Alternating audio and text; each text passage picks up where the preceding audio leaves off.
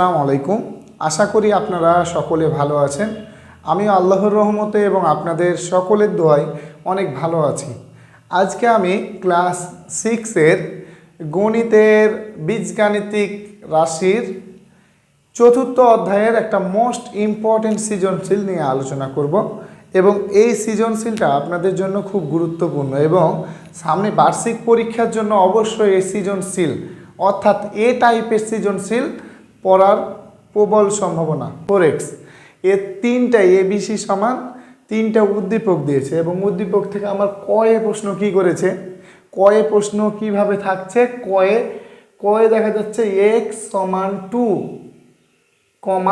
y সমান -3 z সমান -4 হলে সি এর মান নির্ণয় করো। তো সি মানে কি এটা আমাকে আগে বুঝতে হবে। সি মানে কি? সি মানে হচ্ছে -3z plus 6y plus 4x। তাহলে আমরা সুন্দরভাবে ক নাম্বার যখন আমি অঙ্কটা করবো তখন ক নাম্বার দিয়ে দেওয়া আছে বলে আগে আমি তুলব, যে দেওয়া আছে সুন্দরভাবে আমি এইটাকে দেওয়া আছে বলে তুলব। তো দেওয়া আছে x সমান কত 2, y সমান কত -3, z সমান কত দেওয়া আছে -4। তাহলে এখন আমাকে সি এর মান চেয়েছে। সি এর মান মানে কি, যে এই সি যেটা আছে উদ্দীপকের এই সি এর মানটা কত হবে। তো আমরা দেখি সি সমান কি দেওয়া আছে। সি সমান দেওয়া আছে -3z plus 6y plus 4x। এটা সি সমান দেওয়া আছে, আমরা তুললাম। এবার সমানের নিচে আমরা সমান দিই -3 ইন্টু, কিছু না থাকলে এখানে ইন্টু আছে, ইন্টু এবার জেড আছে। তো জেড মানে বলেছে -4, তাহলে জেড এর জায়গাতে আমরা -4 বসাতে পারবো না, তাহলে -4 প্লাস 6 ইন্টু, কিছু না থাকলে এখানে ইন্টু থাকে অর্থাৎ গুণ থাকে, এটা আমরা সকলেই জানি। তো এই যে অ এর জায়গাতে -3 আছে, তাহলে এখানে আমি -3 বসাতে পারবো না, আমি অ এর জায়গাতে সুন্দরভাবে -3 বসাই দেব। প্লাস 4 ইন্টু আছে, 4 ইন্টু এক্স আছে, তো এক্সের জায়গাতে আমি 2 বসাতে পারবো না, এক্সের জায়গাতে আমি 2 বসাই দিলাম। এবার আমাদের সমানের নিচে আমরা সমান দেব। দেওয়ার পরে আমাদের কাজটা কি দেখি আমরা। সর্বপ্রথম এখানে -3 আর -4 গুণ অবস্থায় আছে। তো একটা জিনিস গুণ অবস্থায় থাকলে নিয়মটা কি, সর্বপ্রথম আগে চিহ্নের গুণ করতে হয়। তো চিহ্নে এখানে আছে মাইনাস, এখানে আছে মাইনাস, তাহলে মাইনাসে মাইনাসে কি প্লাস, তাহলে 3 4 12, তাহলে আমরা 12 লিখব। 3 4 12 প্লাসে মাইনাসে কি মাইনাস, 3 আর 6 গুণ করলে 3 6 18 প্লাস 4 আর 2 গুণ, তাহলে 4 2 8 প্লাস 8 সমানের নিচে সমান। এবার আমার 12 টাকা জমা আর 8 টাকা জমা, তাহলে 12 টাকা জমা আর 8 টাকা জমা, তাহলে ইন টোটাল জমা হচ্ছে 20 টাকা, খরচ হচ্ছে 18 টাকা। তাহলে এখানে কিছু না থাকলে প্লাস, জমা হচ্ছে আমার 20 টাকা, তাহলে 20 মাইনাস 18 সমান উত্তর কি 20 টাকা জমা 18 টাকা খরচ, তাহলে জমা থাকবে আমার 2 টাকা। অ্যান্সার হয়ে গেল আমার 2 টাকা। এভাবে করে প্রত্যেকটা সৃজনশীলের ক নাম্বারটা থাকতে পারে। কিভাবে থাকতে পারে, আপনি যদি আপনাকে দা এক্স ওয়াই জেড এভাবে দিয়ে বলতে পারে যে এ এর মান নির্ণয় করো, হয়তো বা বলতে পারে যে বি এর মান নির্ণয় করো, সি এর মান নির্ণয় করতে বলবে, এটা কে বলেছে, আপনাকে বিভিন্নভাবে বানিয়ে দিতে পারে। সো আমরা এটা ট্রাই করব যেন আমাদের বানানো ভালোভাবে আমরা শিখতে পারি। সৃজনশীল মানে হচ্ছে বানিয়ে দিবে আপনাকে নতুন কিছু, কিন্তু অনুরূপ আপনাকে দিবে, নতুন কিছু তৈরি করতে হবে। এই তৈরি করাটার নামই হচ্ছে সৃজনশীল। যদি আপনি এটা না পারেন তাহলে কিন্তু আপনার সৃজনশীল আপনি করতে পারবেন না, বুঝতে না পারেন। তো এই কোয়ালিটির অঙ্ক কয়ে যদি আমার থাকে এই বার্ষিক পরীক্ষাতে, তাহলে কিন্তু আমরা অবশ্যই শতভাগ অ্যান্সার করার চেষ্টা করব ইনশাআল্লাহ। এবার আমরা খ নাম্বার করার চেষ্টা করব। তো খ নাম্বারে আমার কি আছে আমাকে আগে চিন্তা করতে হবে। খ নাম্বারে কি আছে দেখেন তো, যে খ নাম্বারে বলেছে 2a - 3b - 7c এর মান নির্ণয় করো। এখানে মান চেয়েছে, তাহলে আমাকে সুন্দরভাবে খ নাম্বারে যে মান চেয়েছে 2a - 3b - 7c, তাহলে সুন্দরভাবে আমি ক নাম্বার খ নাম্বার আগে তোলার পরে কি করব, খ নাম্বার তুলব, দিয়ে দেওয়া আছে বলে আমি লিখব দেওয়া আছে। দেওয়া আছে কি কি দেওয়া আছে এটা আমি তুলব, যে এ সমান কি, এ সমান দেওয়া আছে 7x plus 5y plus 6z। B সমান কি দেওয়া আছে, -y plus 3x plus 9z। C সমান কি দেওয়া আছে, -3z প্লাস 6y, আরেকটা কি প্লাস 4x। যেহেতু আমার খ নাম্বারে আমার একটা মান চেয়েছে, সেজন্য এ এরও প্রয়োজন লাগছে, বি এরও প্রয়োজন লাগছে, সি এরও প্রয়োজন লাগছে, অর্থাৎ তিনটারই প্রয়োজন আছে। সেজন্য তিনটার প্রয়োজন থাকার কারণে আমার কি তিনটায় দেওয়া আছে বলে আমাকে তুলতে হবে। তোলার পরে আমার যেটা চেয়েছে আমি সুন্দরভাবে এটা মান নির্ণয় যদি বলে তাহলে আমি প্রদত্ত রাশি দিয়ে সেই জিনিসটা আগে তুলবো। তাহলে আমি প্রদত্ত রাশি দিয়ে আমি সেই জিনিসটা আগে তুলব। প্রদত্ত রাশি দিয়ে আমি তুলব। তো প্রদত্ত রাশি কি আছে, 2a minus 3b minus 7c সমানের নিচে সমান দিব, 2 ইন্টু কিছু না থাকলে গুণ থাকে, ইন্টু এ আছে, তো এ মানে এ এর জায়গায় বসাই দেব 7x plus 5y plus 6z। এবার -3 ইন্টু আছে, ইন্টু বসাই দেবো, এখানে কিছু না থাকলে ইন্টু থাকে। বি আছে, তো বি মানে কি, বি মানে আমরা কি -y plus 3x plus 9z। এবার আছে কি মাইনাস আছে, মাইনাস লিখলাম, 7 আছে 7 লিখলাম, সি আছে, তো সি এর এখানে কিছু না থাকলে ইন্টু থাকে, তাহলে গুণ দিয়ে দিলাম, সি লিখে দেবো। এবার আমরা সি মানে কি, সি মানে হচ্ছে যে আমরা সি মানে -3z, তারপরে আছে প্লাস 6y, তারপরে আছে কি প্লাস 4x। তাহলে এটা আমরা সুন্দরভাবে আগে তুলব, অর্থাৎ যেটা দেওয়া আছে ওটা আমি তুলব। তুললার পরে সুন্দরভাবে আমাকে এখন করতে হবে, আমাকে সুন্দরভাবে এটা কি করতে হবে, ভাঙতে হবে, কিভাবে গুণ করতে হবে, কিভাবে কি করতে হবে এটা আমরা দেখি। এখানে 2 এর সাথে এইখানে যে তিনটা পদ আছে, এই তিনটা পদের কি অবস্থায় আছে, গুণ অবস্থায় আছে। তাহলে এই তিনটা পদের আমরা সেপারেটভাবে গুণ করব, অর্থাৎ 2 এর সাথে আগে এটার গুণ, এ পদের গুণ, তারপরে 2 এর সাথে দ্বিতীয় পদটার গুণ, তারপরে 2 এর সাথে তৃতীয় পদটার গুণ, এভাবে আমরা গুণ করব। তো গুণ করতে গেলে সর্বপ্রথম আগে চিহ্নের গুণ। তাহলে এখানে কিছু চিহ্ন না থাকলে কি থাকে, প্লাস থাকে, পজিটিভ ধনাত্মক, অর্থাৎ প্লাস আছে। বীজগাণিতিক ভাষায় যাকে বলা হয় প্লাস। এ প্লাসে এখানে কিছু না থাকলে প্লাস, প্লাসে প্লাসে প্লাস, প্লাস আগা দিকে শুরুতে দিতে হয় না। চিহ্নের গুণের পরে করতে হয় কি, সংখ্যার গুণ। তো সংখ্যার গুণে আমি দেখতে পাচ্ছি যে 2 আর 7, তাহলে 7 দুগুণী কত, 14। আমি সুন্দরভাবে 14 বসাই দেব। এবার চলকের গুণ, চলক এখানে x আছে আর কিছু নয়, x বসাই গেল।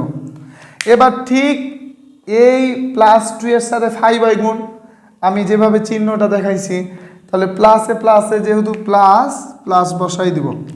2 আর 5 গুণ করলে কি, 5 দুগুণী 10, 10 আর y আছে, y বসে গেল প্লাস। এবার আমি দেখি এখানে 2 আর 6 গুণ করলে ঠিক সেমভাবে 6 দুগুণী 12 আর z হলো। আমি সুন্দরভাবে এটা বসাই দেব। বসানোর পরে আমার কাজটা কি, সুন্দরভাবে বসানোর পরে -3 সাথে এই যে ঘেরা আছে ব্র্যাকেট, এটাকে বলা হয় প্রথম বন্ধনী। এই প্রথম বন্ধনীর সাথে -3 কি অবস্থায় আছে, গুণ অবস্থায় আছে। তাহলে আমি এটা গুণ করব। তো মাইনাসে মাইনাসে কি, মাইনাসে মাইনাসে প্লাস। এবার 3 আর y গুণ করলে কি হয়, 3 হয়।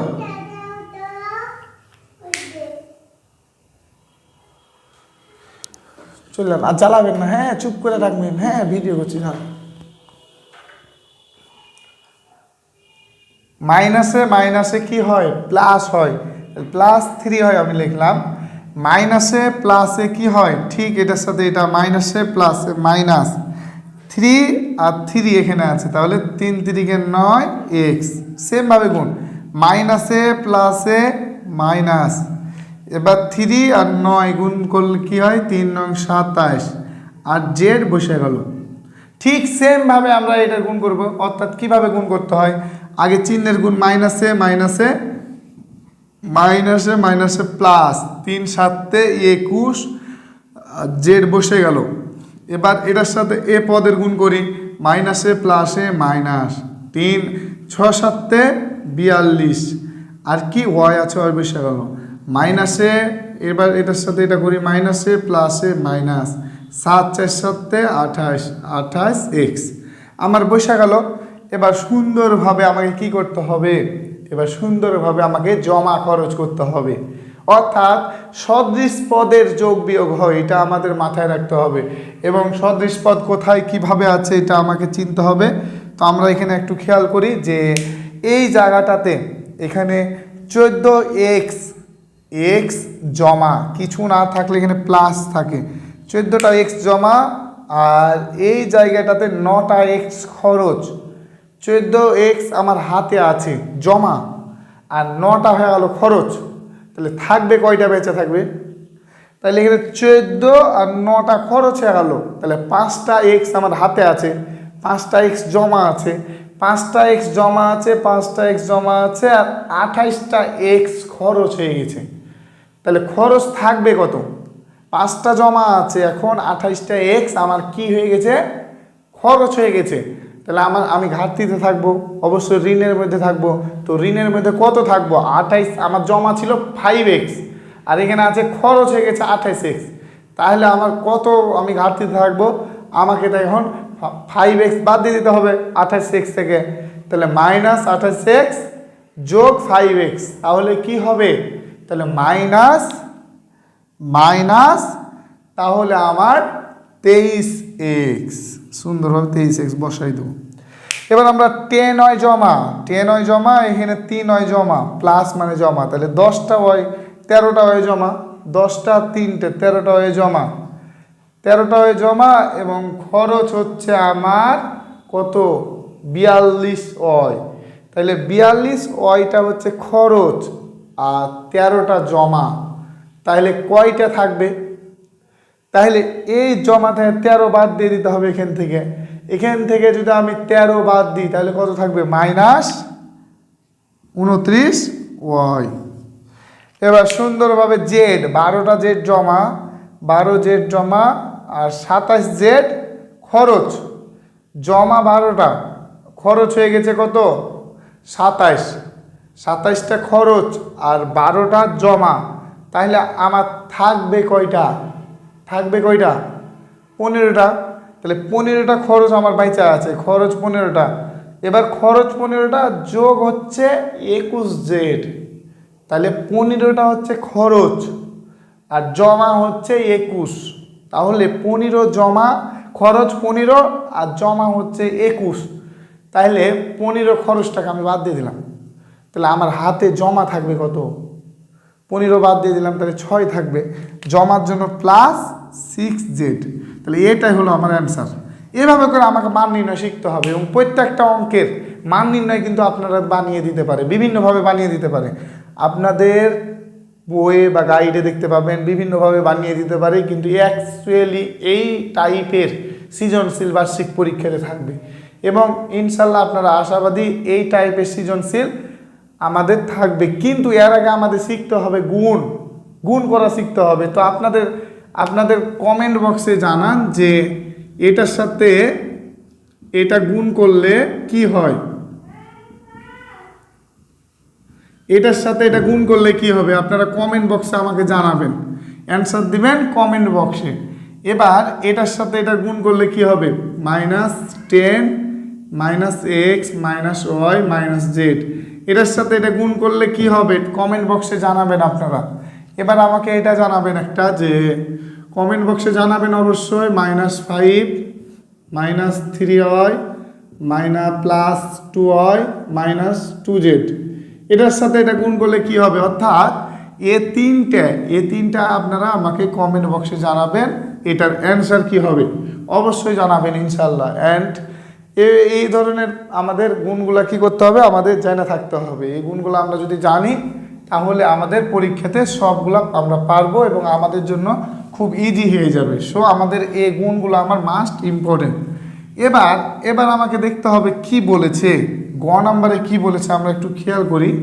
গ নাম্বারে কি বলেছে সেটা আমাকে একটু খেয়াল করতে হবে। তো আমরা একটু দেখতে পাচ্ছি যে গ নাম্বারে বলেছে যে দেখাও যে এটা সমান এটা, যেখানে দেখাও যে অঙ্ক থাকবে বা প্রমাণ করা অঙ্ক থাকবে সেখানে বাম পক্ষ ডান পক্ষ থাকবে।